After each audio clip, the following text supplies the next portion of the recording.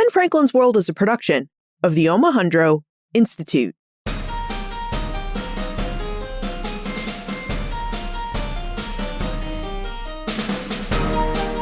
Hello, and welcome to episode 265 of Ben Franklin's World, the podcast dedicated to helping you learn more about how the people and events of our early American past have shaped the present-day world we live in.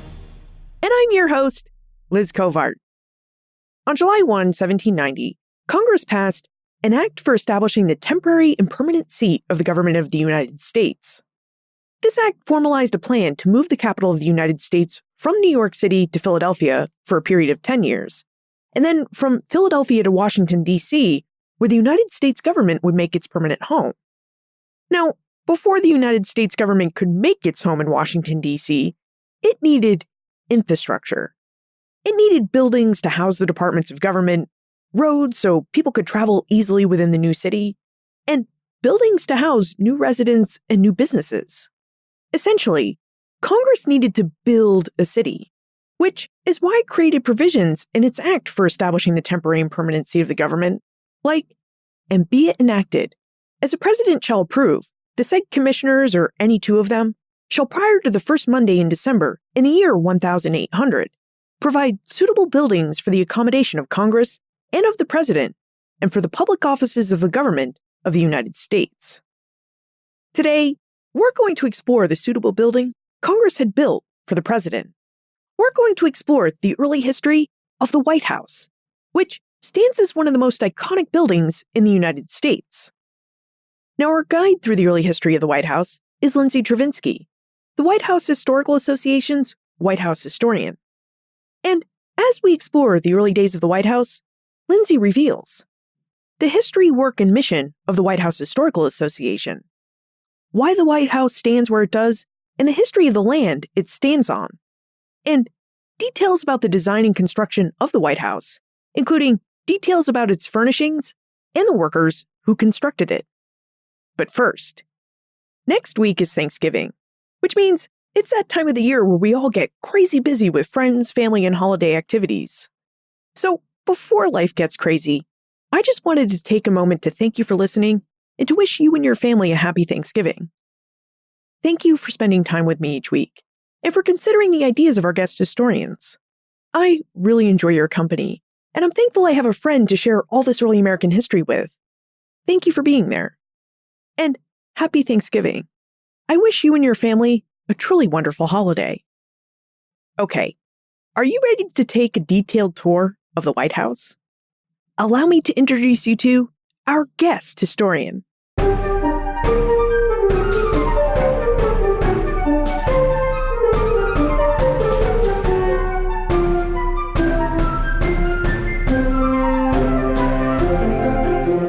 Our guest works at the White House Historical Association as the White House historian. Her research expertise is in the politics, political culture, and government institutions of the early United States. She's the author of numerous articles, a monthly e-newsletter, and a new forthcoming book, The Cabinet, George Washington and the Creation of an American Institution. Welcome to Ben Franklin's World, Lindsay Chervinsky. Thanks so much for having me. I'm really excited to be here. Well, we're excited to have you, Lindsay. And can I just say that White House historian is among the best job titles I've ever heard of? Yeah, it's pretty clear. It's really fun. And speaking of the fun, could you tell us a bit about the White House Historical Association and about your work as White House historian? Sure. So the White House Historical Association was founded in 1961 by First Lady Jacqueline Kennedy. It is a nonprofit, nonpartisan organization, and it was created to protect and preserve and share the history of the White House, the people that lived in it, the people that built it, the people that worked in it, and sort of the role of the White House as a symbol and an image in American history. What's really crazy is prior to First Lady Jacqueline Kennedy forming this organization, there wasn't any sort of organizational restrictions or legislation that protected what was in the White House. And there were some really incredible historic items when we think about all the different events that have taken place there.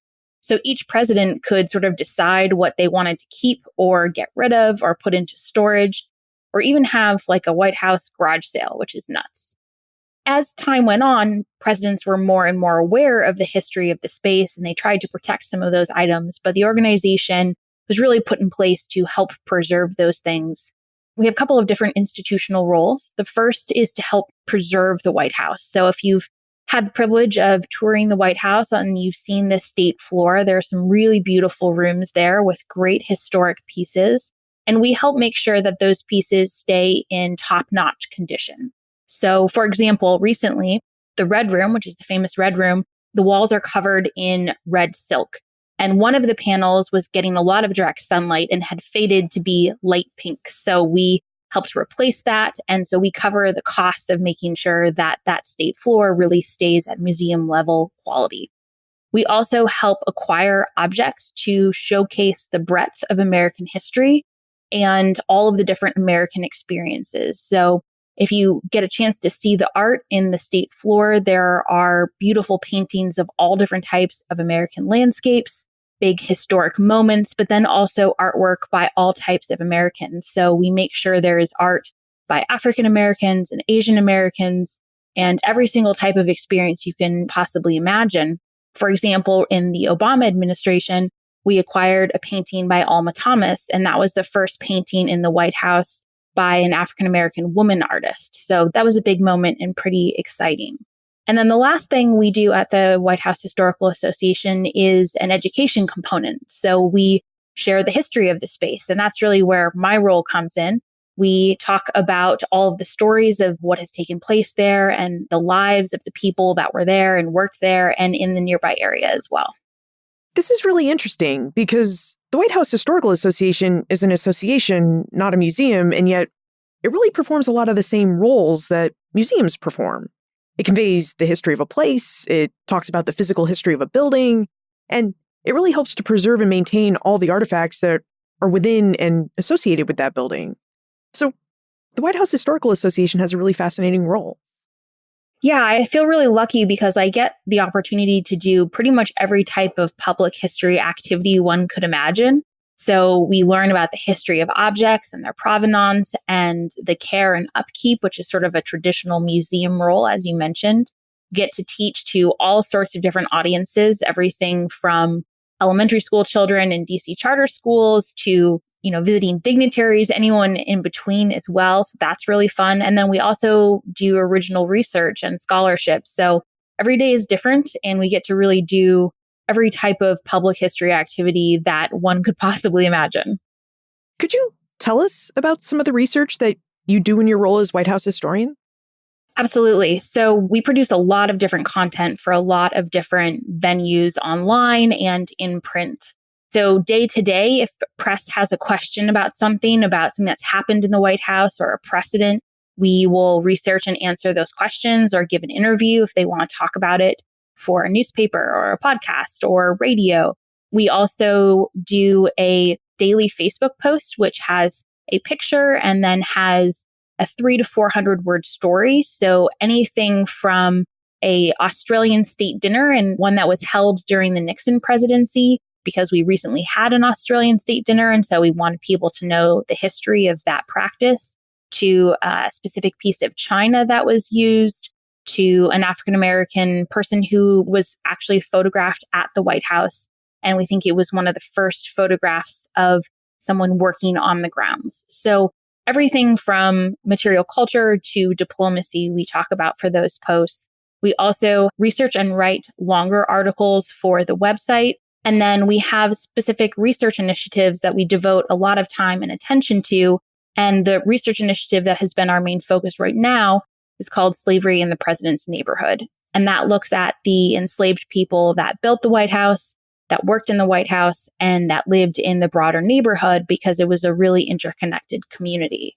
And what's different about this project than some of the other ones that people may have seen at Monticello or Montpelier or Mount Vernon is that they're primarily looking at the enslaved community on the plantation, but not necessarily the people that were brought to the White House or to the president's house and their experiences away from that central place. So we really see this as filling a gap, and we are relying on a lot of the great scholarship that's already been done, but also conducting a lot of original research and writing articles, and it will be all put into one really great new place. And that website should be launched around the first of the year. Well, that's exciting. Congratulations. Thank you. Yeah, we're really excited about it. Now, I wonder if we can make use of some of your great knowledge about the White House to investigate the early history of the White House. So, in episode 222, Adam Costanzo took us through the early history of Washington, D.C. And during our conversation, Adam told us that the story of the nation's capital begins in 1790 with Congress's an act for establishing the temporary and permanent seat of the government of the United States. So, Lindsay, if the history of Washington, D.C., as we know it, begins in 1790, when does the history of the White House begin? That's a great question. So the land that the White House was on has a very long history, but we can talk about that in a bit. The White House itself starts almost immediately after Congress passed that legislation that you mentioned. As Adam described, Congress had determined that the capital would be somewhere on the Potomac, which was sort of the subject of the famous compromise between James Madison and Alexander Hamilton. But they left the specific location up to George Washington to determine, and he selected the southernmost point for a couple of good reasons. One, Georgetown and Alexandria were already established ports. And if you're going to build a new city, it makes sense to have a port that's already established and working so that you can have goods imported. So that's a really good business reason. He also wanted it to be closer to his home, which is maybe less of a good business reason, but understandable for personal reasons. And Washington worked with Andrew Ellicott, who was the official surveyor of the project, to survey the land and figure out where the government buildings were actually going to be located. So Washington had been trained as a surveyor. It was his first job, and he continued to sort of tinker with it on the side when he felt like it. So he really enjoyed the process of going through the land with Ellicott and figuring out where these buildings should be. And they selected the location where the White House was for two reasons. One, it was going to be on a little ridge and it was going to overlook Tiber Creek, which now runs underneath Constitution Avenue and no longer exists. But it was going to have a really lovely view. The second reason was that it was going to be separated from the Capitol. And that was great because Washington was really concerned that as Congress grew in size, congressional business was constantly going to be interrupting the clerks and the department secretaries that worked in the executive department. And so he wanted there to be distance so that there would be less interruptions. And so he'd be able to be a little bit more productive and future presidents wouldn't have to deal with that sort of constant complication. So once Washington and Ellicott selected that spot, then in 1792, construction actually began. There was a board of commissioners that were responsible for overseeing the process. And I know Adam talked a lot about Pierre L'Enfant's original vision and then sort of his calamitous end because he wasn't a very good politician and didn't work particularly well with others. So James Hoban became sort of the acting architect, and construction actually began on the White House in 1792. It sounds like a lot of thought and care went into selecting the site that the White House now sits on. And what about the land that it sits on? You mentioned that the land has a history that predates Congress's 1790 Act to move the capital to the banks of the Potomac. And Stephanie would really like to know more about the land on which the White House sits. So could you tell us about the first people who owned and occupied the land and about this earlier history in general? Absolutely. So the land had a long history.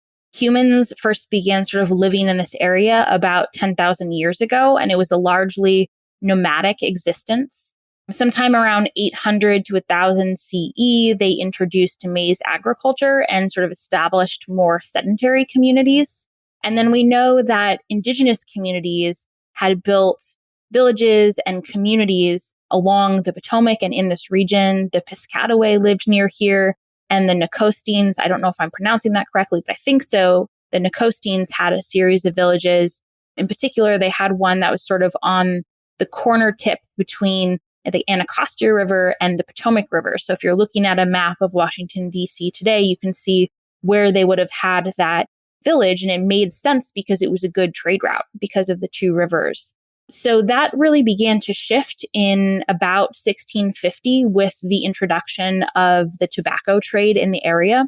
As the communities in Virginia and Maryland expanded, they were increasingly looking for more and more land. And a lot of the Native Americans didn't produce tobacco, and so there was no reason for them to participate in that particular trade, and they were pushed farther and farther out. The Maryland Assembly signed a treaty, and I say treaty sort of in quotations because it's not clear what the Native representatives understood they were getting out of this arrangement, but it was the Article of Peace and Amity in 1666, and it established a Native reserve in the area, but it allowed the Maryland Assembly to continue to develop the land and required Native communities to return runaway slaves, which were very important to the growth of tobacco.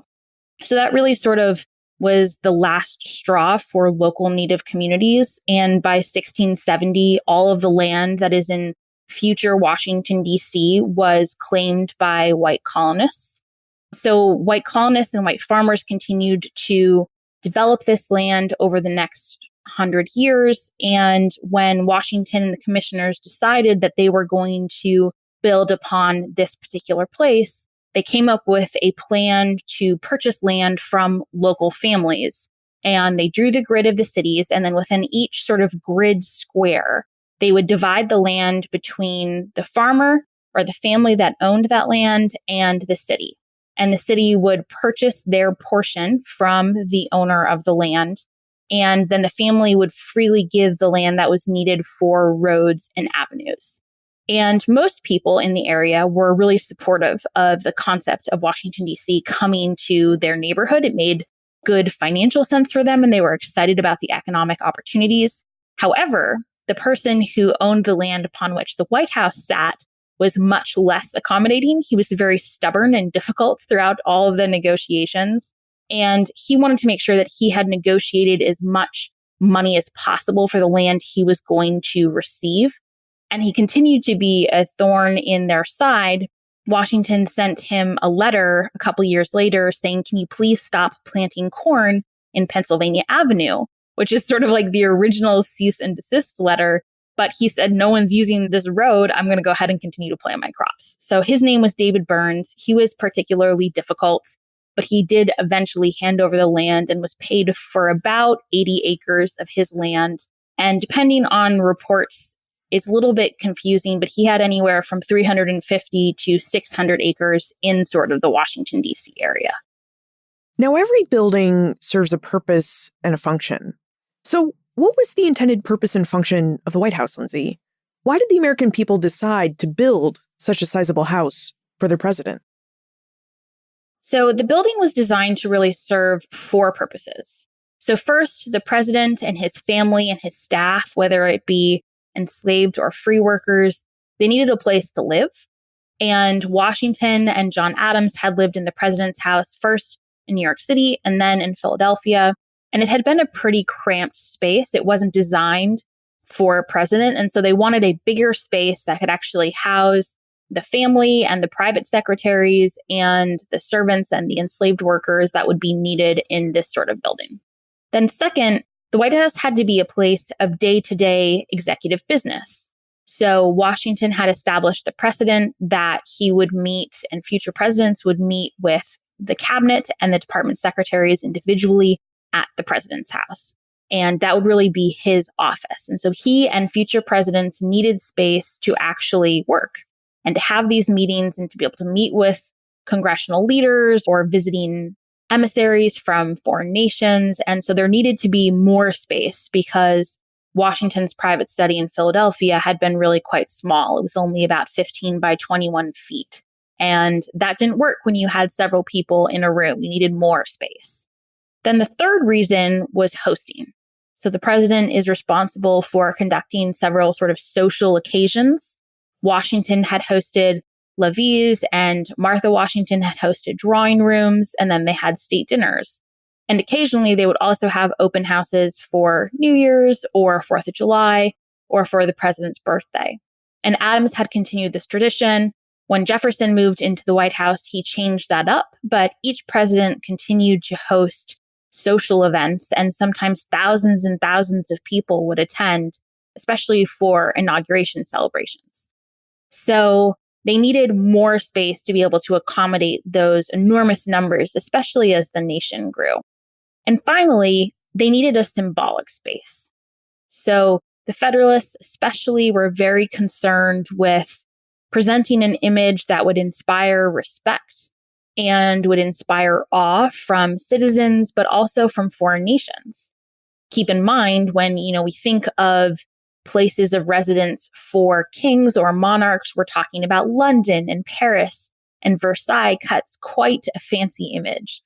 They didn't want anything maybe that grand, but they needed something that at least was going to be impressive and was going to demonstrate to people that the government was actually in control. And so they wanted to have big spaces that would be impressive, and then also use traditional Greco-Roman architecture to sort of remind citizens of their Republican roots. And this is little r Republican roots and where they came from. Now, Marlene wonders about the construction of the president's house. Specifically, she'd like to know who constructed the president's house and what kinds of skills workers needed to have to work on this project. So there were a lot of people employed in Washington, D.C. as the building process was going. It's a little bit hard to give exact numbers because often the crews were moved back and forth from the Capitol to the White House or from the White House to the Capitol because both buildings were being created at the same time. And so depending on what supplies were available or which project the commissioners felt like needed more attention at any given moment, people were sort of shuffled back and forth. A couple of other factors sort of complicate this answer, which are that they kept decent records of who they paid for services, but they didn't keep one entire payroll, and they didn't necessarily always write down names. So it was pretty common at the time for construction sites like this one to hire out local enslaved people from families, and they would pay the owner instead of the enslaved person. And so it was a very good economic decision for the owner. Of course, the enslaved person then spent almost every day doing incredibly complicated labor. But because names aren't often written down of those enslaved people, we don't always necessarily know who they are or how many individuals were there. But I do have some numbers, and I have a couple of different types of labor that were actually employed on the site. So there would have been just sort of basic laborers, hauling dirt, picking things up, doing sort of basic unskilled work. And we know at least 200 names of enslaved people that worked at this type of labor. And this is 200 for both the White House and the Capitol. And then plus another 46 owners who were paid for their enslaved people's labor. So this is sort of a bare minimum number. There could have been more. We know there were at least 5 free African-American laborers and at least 118 white laborers. Now, there were 10 overseers, so there would have then been people who were in charge of overseeing these crews of basic laborers. There were 23 sawyers, so those were people who were in charge of cutting wood, cutting down trees. Washington, D.C. at the time was a very wooded area, so they had to clear all of these lots for streets and for the White House, and it actually required a lot of skill to cut down these big trees and not hurt anybody. So you had skilled sawyers who were in charge of doing so. There were at least 7 enslaved carpenters who were in charge of the more detailed woodwork. So in order to, for example, create, you needed to have kilns for the bricks in order to fire bricks, and you needed to have wood structures to sort of provide the overall shape of a wall, and that required more detailed woodwork. There were 106 free carpenters, there were 60 stone workers, and then there were 17 bricklayers. And then there were an additional several stone masons, which really did the more complex, detailed stonework that required laying the stones just so on top of each other to make sure that the wall would be sturdy and to do the fine carving. And most of those individuals were actually brought from Scotland, because it's not that the United States didn't have skilled stonemasons, but they were primarily in places like Philadelphia and Boston and Charleston, and they had good work there. And they didn't really want to go to DC because DC at the time was definitely not a destination. And so in order to actually get the sort of skilled labor to come to the area, they had to go to Scotland, where they were having a little bit of an economic recession. And so it was a little bit easier to find people that wanted to do that work.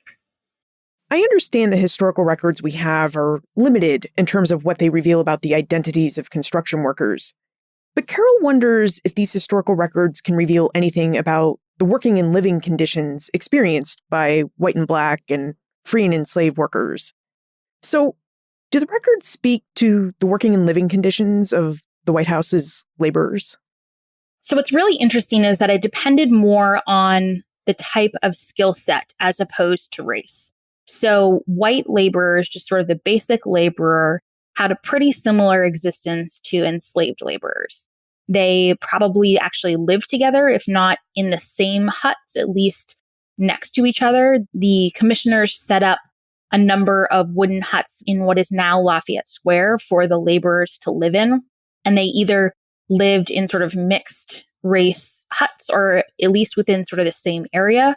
They, in theory, received the same wages, although, of course, the enslaved people, those wages went to the owners. They received the same meals.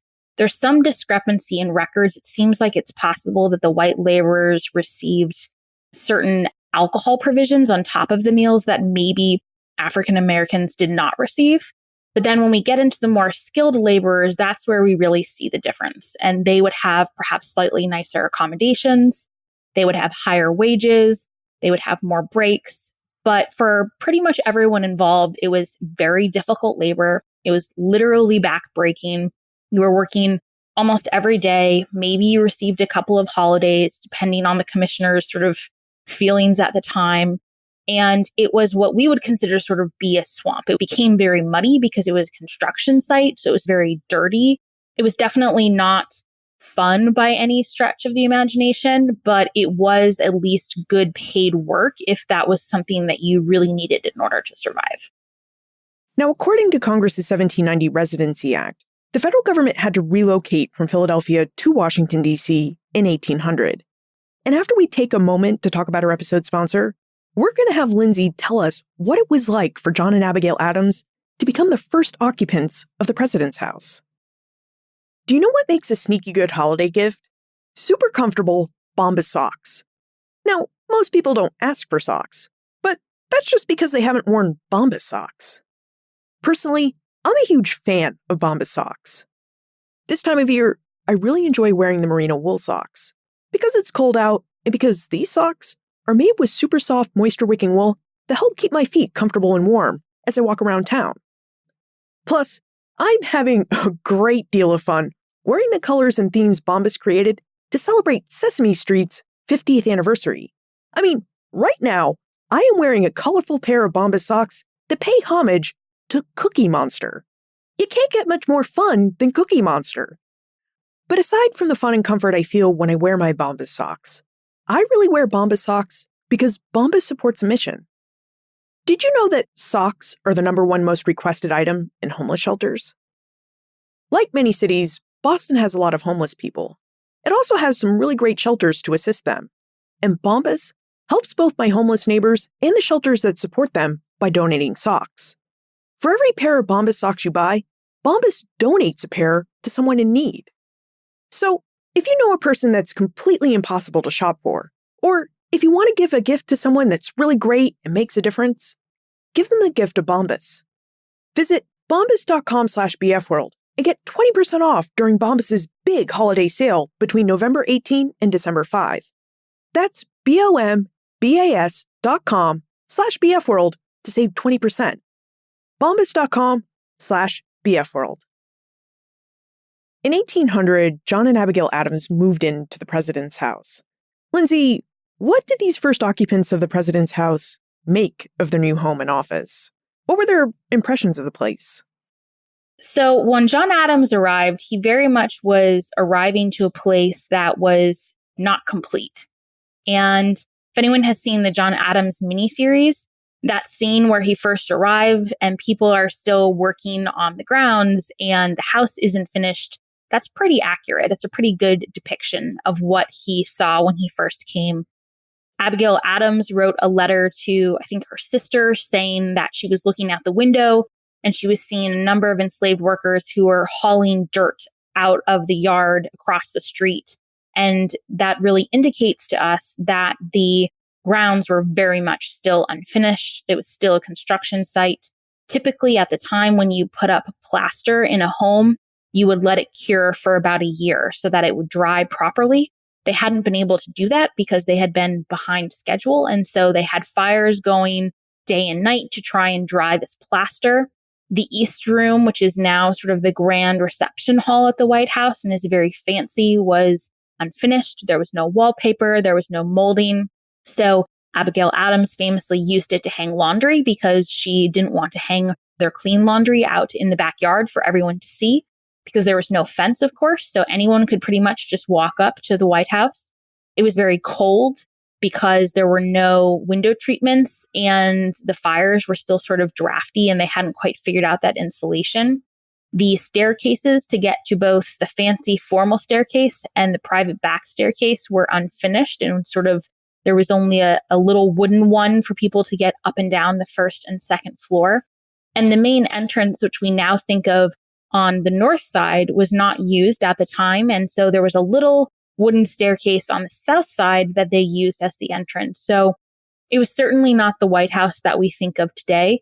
Adams had two main complaints. He said there was no vegetable garden, so how are they supposed to feed themselves? So they did go about planting a vegetable garden pretty quickly. And there was no bell system. And so because there was no bell system in the home, they were going to have a lot more servants. And I say that intentionally because John Adams and Abigail Adams did actually have white servants in the White House. They were going to have more servants because they didn't want to have to yell around the house. And so he complained about it repeatedly. But he definitely did not have the glamorous White House experience that we tend to think of, and never really did because he, of course, left a few months later after he lost the election. Yeah, it sounds like the president's house was barely livable, let alone a place where President Adams could conduct the business of government. I mean, it doesn't even sound like the White House was in a condition where the United States would want President Adams to host any foreign dignitaries there. Absolutely. There were only a couple of rooms that were actually in use. So the green room, or what is now called the green room on the state floor, was actually a bedroom. The red room was their family breakfast parlor. And what is now the state dining room and was actually Thomas Jefferson's private office, that was their only reception space. So they did host a couple of levees when they moved in, but it was really sort of unfinished and people were unimpressed by what they saw. Not to mention when they came, there weren't any roads for them to travel on. So they were all covered in mud by the time they had got there. So they mostly spent their time actually on the second floor in a couple of rooms in their bedrooms and their dressing rooms, because those were the warmest. They were on the second floor and it was winter. And so sort of heat rose to those spaces and they had good sunlight. But it definitely wasn't a pleasant experience. And I think both of them, while John Adams was not happy to lose the election, they were not sad to leave the White House. So when did the White House become more functional and more like the grand building we know it as today? So Jefferson definitely had a lot of work done to the White House. James Hoban continued to do work for him to finish out the staircases, and he worked with Benjamin Latrobe to sort of redesign the entryways. His private office was actually finished, and he furnished that primarily with furniture and art from home, and he purchased new maps for the walls, and then he displayed a lot of items that were sent back from the Lewis and Meriwether excursion out west in that space. So he certainly made the White House his in a way that was more finished than John Adams. It wasn't until Andrew Jackson's presidency that all of the rooms were actually completed. He was the first president to finish out the East Room as a proper reception space. And that was partly because when he was inaugurated, the house was so full with thousands and thousands of people that he actually escaped out the window to try and get away from all of them because it was so incredibly packed. So he realized that he was going to have these huge receptions and he needed a real space. And so he had the East Room completed, had wallpaper hung, had carpets installed, had furniture put into place, and chandeliers so that the room would actually be functional. And obviously the White House has gone through a lot of different revisions since then, but that was the first time all the rooms were finished. Furnished and finished rooms is definitely something that we think about when we think about the White House today. I mean, we think about all the different rooms, right? The Blue Room, the Lincoln Bedroom, the Oval Office. And we also think about all the various artifacts and artwork that we might find in the White House, like John F. Kennedy's desk or all the presidential portraits.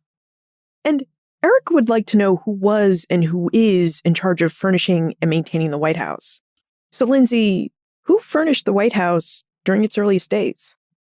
So in the early days, the presidents would receive a certain amount of money from Congress to complete any renovations or to make any repairs or to purchase any new goods. So china was constantly being chipped or broken. Carpets, when they were used all the time and had thousands of people on them, got worn down and were looking very threadbare. And so what the presidents would do, because this money was never actually sufficient to fill the home in the way that it ought to be filled, is they would sell off the old pieces that weren't in great condition or they didn't want to use anymore to sort of boost that budget. But each president and first lady were really in charge of designing the home however they wanted to. And so they could keep certain items if they felt that they had sentimental value. So for example, when Washington moved into his second New York presidential home, he purchased most of the furniture that was there from the Comte de Moustier, who had been the French minister to the United States. And he then brought a lot of that furniture to the Philadelphia president's house. And he purchased some additional items, both with the sort of official funds, but then also with his own funds. So the items that had been purchased with the official government funds, he then passed on to Adams. And Adams had some of them repaired and some new things purchased. And then he had all of those items brought to Washington, D.C., to the president's house, which is now the White House. So he left them for Jefferson. Now, by that time, thousands and thousands of people had used them, had sat in them, had walked on them, and they weren't in great condition. And so Jefferson decided to keep a couple of the things because he understood the symbolism of items that Washington had used. He didn't care much about the items that Adams had used, of course, but the items that Washington had used, he understood that there was symbolism there. So he kept some of those, but not for useful reasons. And he needed to have all new furniture. And sort of each presidency from that point forward did the same thing. They would keep some things, but they would buy a lot of new items, or as much as they could afford to buy, to try and keep up the standard of the place. And it was really up to them to determine what each room would look like, what the furniture taste would be. And so we see the rooms changing a lot depending on what person is in the White House. So for example, the famous sort of color rooms on the first floor. The green room didn't actually become the green room until the Monroe presidency. And the red room didn't become the red room until the Polk presidency. And the blue room didn't become the blue room until the Van Buren presidency. But even within those color schemes, they could shift a lot. So Van Buren initially had a much brighter blue concept on the walls than there is today. Today, there's a lot of blue furniture and there's blue draperies, but the wallpaper is actually primarily a light cream or sort of a light yellow with a few blue accents. And there's a presidential portrait of President Taft in that room. It's the only presidential portrait that was taken in the place that it currently hangs, which is a little fun fact. And it depicts really dark blue walls behind him. So even within the blue room, although there's a tradition of that space staying blue, it shifts all the time. Now, what about the War of 1812 and all the problems it must have posed for the White House and everything that was inside of it? Because the British did burn the White House in 1814, so could you tell us about the burning of the White House and what it meant for the interior of the home? Absolutely. During the War of 1812 and 1814, the British burned the White House, and the only items really that survived were ones that Dolly Madison had ordered packed up and taken away. So there were a couple of enslaved men in the home, including the famous Paul Jennings. They were responsible for taking down the famous Washington portrait and a couple of other boxes of government papers and presidential papers. And then a few kitchen items, pots and pans, had survived as well that they were able to dig out of the rubble. But other than that, everything was destroyed. And actually, the White House itself was in such bad condition that the walls were practically crumbling down, and they kind of covered up the condition of the walls because they wanted to recreate the White House. And a lot of congressmen and politicians were angling to have the Capitol moved because they wanted it closer to their home. And if the White House is gone, then what's the point of actually keeping the Capitol in D.C.? So Madison and Monroe were kind of in cahoots to cover up the scope of the damage. And so really everything was destroyed. They had to start from scratch. So Madison never moved back into the White House. He moved into the Octagon House, which is nearby, and then into a different home that was more suitable for entertaining. And so President Monroe was the first one to move back in after the repairs.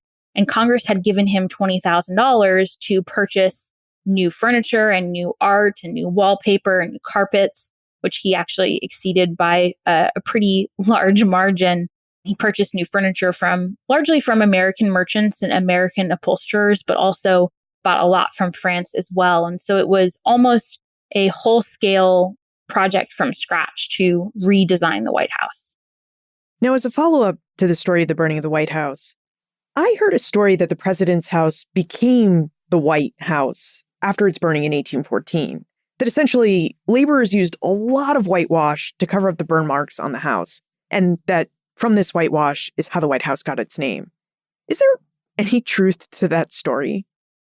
So the White House was actually white from the very beginning. In 1798, the construction builders applied a layer of lime-based whitewash to the outside of the stones. The stone is sort of a sandstone and it's pretty soft. And so the whitewash protects the stone from weather and heat and moisture. So the White House was white from the very beginning, but people didn't really start referring it to the White House until after the War of 1812, when it was again painted with this lime-based whitewash. And the name didn't become official until 1901, when Theodore Roosevelt sort of changed in his practices. Instead of referring to it as the Executive Mansion or the President's House, officially started calling it the White House. Of all the colors Americans could have chosen to paint their presidential mansion with, why did they choose white? Why didn't they choose blue or green or brown or black or some other color? So colors were really, really expensive at the time. They didn't have dyes like we do. And so the pigment was really, really expensive. So the interior rooms were certainly painted. The wood, we have records of them painting certain wood pieces and moldings yellow and blue and red and green. And that was absolutely a sign of wealth and prestige. Only the most elite homes were able to afford to use that kind of paint color. But it would have been really unsuitable and it would have been really silly for the outside of the house just because it would have been so expensive to actually produce. And it had to constantly be reapplied because of dirt and weather and moisture. And so I don't think that Congress would have approved that sort of expense. We've talked a lot about the early history of the White House, and I wonder, is there something about the history of that place that people don't think to ask about, but would really find fascinating if they knew to ask you the right question? So unlike a lot of the other elite homes at the time, there weren't separate outbuildings from the White House. So there was a stable that was sort of far away, but there weren't servants' quarters or enslaved quarters behind the home because they thought it would be unseemly and it wouldn't create a nice image, which they were probably right about. So instead, the ground floor or the basement floor, there's actually a complete floor down there. And there was the kitchen, there was the laundry space, there was a room for the steward, who was the person that was in charge of sort of overseeing all of the other laborers and making sure the china was protected and making sure the expensive ingredients for the kitchen were locked up and the wine was locked up. And there were storage rooms, but it was very unhealthy. It was very wet. It was very damp because it was below ground. And DC is, if anyone's visited, it's a very wet place. There's a lot of rain, a lot of moisture in the ground. And so those spaces were constantly filled with moisture. And so therefore mold. They had constant rat issues and infestations of bugs. And so each new administration really tried to sort of rat out this issue, for lack of a better way to describe it. And they would clean out the basement and try and get rid of all the bugs and the rats and start from scratch. But kind of by the end, inevitably succumbed to the same issues. And so a lot of the enslaved people that lived down there or the servants that lived down there did have some health issues. And it certainly wasn't necessarily a great place to work or to live. But now when you go to see the White House, that has been created as part of the official visit. So the China room is down there, the Vermeil room is down there, the library is down there.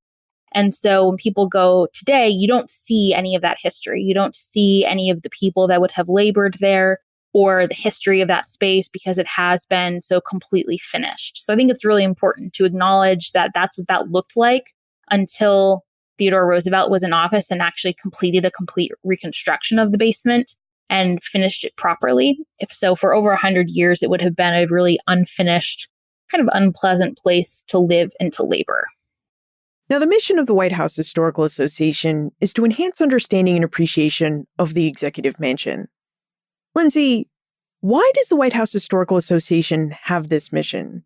What can a better understanding of the history of the White House do for our understanding of early America?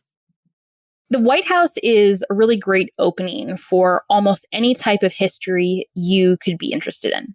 So if you're interested in architecture or art or material culture or landscapes or natural history or diplomacy or race relations or gender relations or gender roles or executive power, pretty much anything you could hope to study can be found in the White House. And because it was such an important symbol from almost the very beginning of the nation, and certainly was a very contentious symbol from the very beginning of the nation, it has always sort of served as a touchstone for different moments in American history. And there's no denying that the executive branch has played a huge role in major moments in diplomacy, as I mentioned, in race relations, in gender issues. So when we think of suffrage, or when we think of Japanese internment, or when we think of civil rights, the White House was a stage for many of these conversations and for pivotal moments. And so it's a great way to open the door into a lot of different types of American history. And it doesn't have to just be the stories of the first families, because enslaved people and free African American people and immigrants have all worked in the White House and actually made it run and be a functional space. And it's our perspective at the association that it's really the people's house. It's not actually the president's house. And so it belongs just as much to the people that worked there and lived there for many, many decades, and not just the first families. Now we should jump into the time warp. This is the fun segment of the show where we ask you a hypothetical history question about what might have happened if something had occurred differently or if someone had acted differently.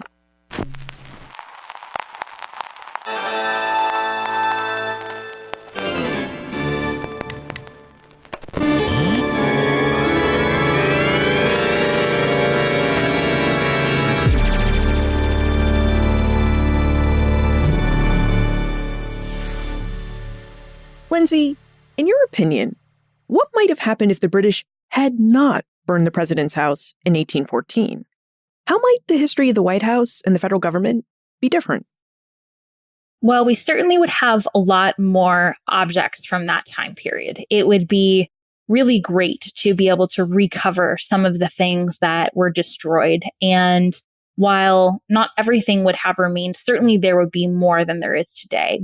We do have some items from the early history. So, for example, we have a really beautiful tea decanter from John Adams' presidency. But the reason we have that is because he took it with him and then it was acquired later on. So it would be really amazing and mind-boggling to think about all of the things that maybe would have survived that were destroyed. And certainly, of course, that goes for the Capitol too. The original Library of Congress was destroyed when the Capitol was burned. So from a historian's perspective, it's a tragedy that all of those things are gone.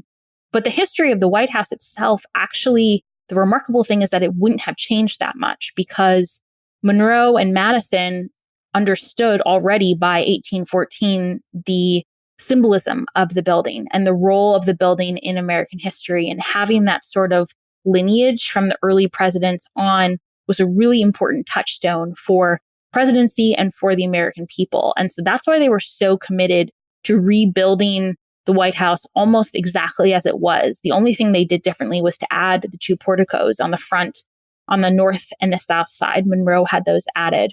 But other than that, they built the White House exactly the same. And they did so because they understood that it was already so important. And so that's the amazing thing about this moment is I don't actually think it would have shifted White House history that much. or even presidential history, other than maybe we would have some more records and some more archives of what had been there. So, Lindsay, does the White House Historical Association have any events or exhibitions coming up that we should be aware of? Sure. So we have a quarterly public lecture series that's free and open to the public. Unfortunately, our last lecture for this year was in October, but we have a great lineup getting ready for next year. The first event is going to be on February 15th, and the new Secretary of the Smithsonian, Lonnie Bunch, will be speaking with David Rubenstein. He will be interviewing Lonnie Bunch. So that will be a really amazing event. So be sure to sign up for that if you're interested in attending. It's probably going to be a full house and sell out pretty quickly. We'll have additional lectures that we will announce. And then next fall, in fall of 2020, we will be hosting the Presidential Site Summit in Dallas this year. It will be in September of 2020. And it is a gathering of history sites, presidential libraries, museums, and really anyone interested in presidential history to convene and share best practices and network and talk about how we can continue to promote the history of these spaces and share them more broadly and how we can do so more effectively. So that will be open to the public as well. So tickets aren't yet for sale for that, but keep it definitely on your radar. What about a White House tour? Can we tour the White House? And if we can, do you have any tips, tricks, or recommendations to help us make the most out of our tour? The White House is available for tours. It is available for tours usually 4 days a week, Tuesday through Friday in the mornings. The best way to go about getting a tour is actually to reach out to your local congressperson. So ask them to set something up. They will be able to do so. You can just call their office. And my best tip is actually to download. We have an app called the White House Experience because these tours are all self-led. So you won't have anyone going through the rooms with you, telling you what to look at or what certain art pieces are. So this app sort of does that for you. And you can go room by room and see what is in the space and what's the history of the space, when it was added, when it was modified.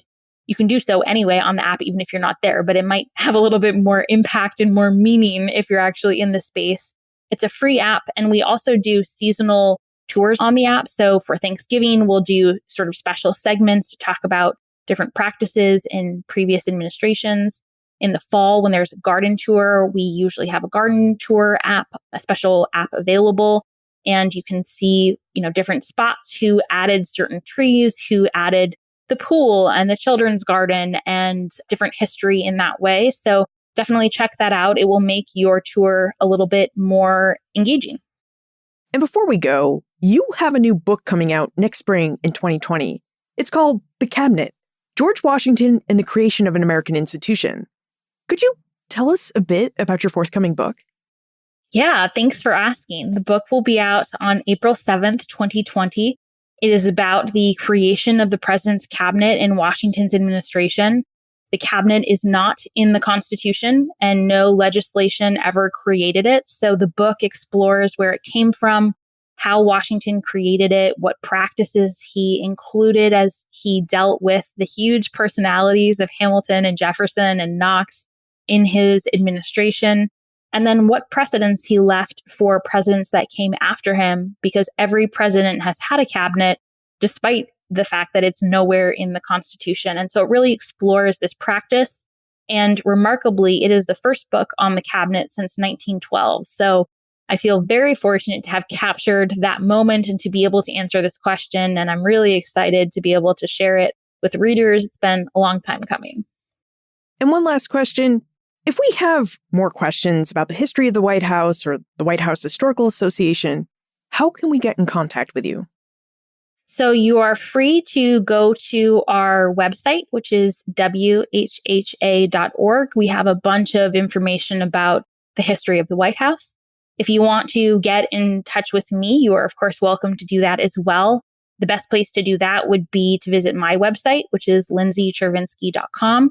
Or you can find me on Twitter. I'm very active there, and my handle is LMChervinsky.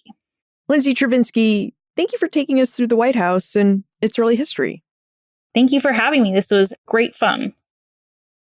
As a stage for many pivotal conversations and events, and as the seat of the United States' executive branch, the White House provides us with a wonderful window to view the history of the United States. Now, through the history of the White House, we can explore nearly every type of history: art history, architectural history, natural history, political history, social history, the history of objects, the history of labor, and this is a versatility we could see throughout our conversation.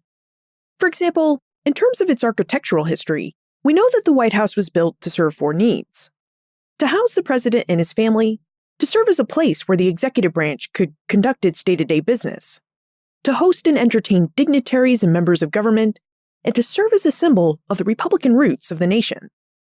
Plus, we also explored the social and labor dynamics of the White House's construction. We know that there were at least 5 free African American laborers and 118 white laborers. We also know that there were at least 10 overseers, 23 sawyers, 7 enslaved carpenters, 106 free carpenters, 60 stoneworkers, and 17 bricklayers, all of whom worked together on both the White House and the Capitol, and all of whom lived together. But just because all of the workers lived together and worked together doesn't mean they were treated equally. As Lindsay told us, skilled laborers received more money, more breaks, and better living conditions than unskilled laborers. We also know that white and free laborers received their wages, while enslaved laborers were forced to give up their wages to the people who owned them. There's really a lot of social, labor, cultural, and economic history contained in just this broad overview of who built the White House. And it's really just a glimpse of the many histories that we can explore when we explore the history of the White House. Now, one aspect of the early history of the White House that I keep coming back to is the goal the American people had that their executive mansion would inspire respect and awe in citizens and in foreign nations. Does the White House accomplish this goal? So why am I thinking about this? Well, before Lindsay and I sat for this interview, Lindsay gave me a tour of the White House. It was a really great tour, and we saw all the rooms she mentioned: the blue room, the green room, the red room, and the library. But what was really neat for me about this tour was that just 2 weeks earlier, I had toured Versailles for the first time. Now, how to describe Versailles to you? Well, I'm not actually sure I can describe it, except to say it is really big, really grand, and totally a place you need to see in person if you get the opportunity. It's really not a place that you can capture in just one photograph or in many photographs. You just have to see it. Plus, the thing about Versailles is we tour this place today, and it is amazing and awe-inspiring. And yet, it doesn't have any of the fine artwork, wall coverings, or any of the furniture that the palace would have had before the French Revolution. The French revolutionaries sold off all the grandeur of Versailles to help pay for the revolution. So I was thinking a lot about Versailles as I toured the White House. And I was also thinking about the Palace of Westminster, where British Parliament sits. Several years ago, Tim and I had the opportunity to tour Westminster, which, much like Versailles, is a sprawling seat of government. Its sheer size, combined with its ornate stonework and wood carvings, its really tall ceilings, that is a building that inspires awe. But it's a different kind of awe from Versailles. Which brings us back to the White House.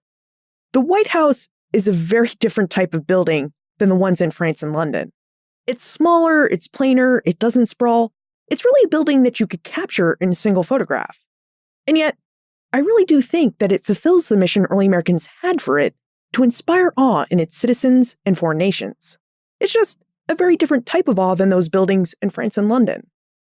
Anyway, I think this makes for an interesting comparison and something to think about, because the White House, Westminster, and Versailles may be very different types of buildings, but they've all served as powerful seats of government and imperial power, and they all inspire awe in very different ways.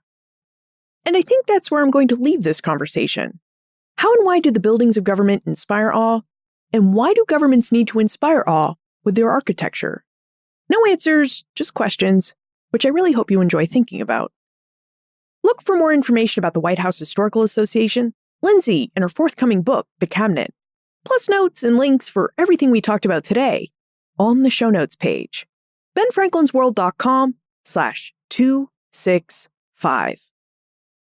If you're looking to give gifts that are fun, comfortable, and useful this holiday season, give the gift of Bombas. For every pair of Bombas socks you buy, Bombas donates a pair to someone in need. Plus, when you visit bombas.com/bfworld, you can save 20%. That's bombas.com/bfworld. Production assistance for this podcast comes from the Omohundro Institute's digital projects team.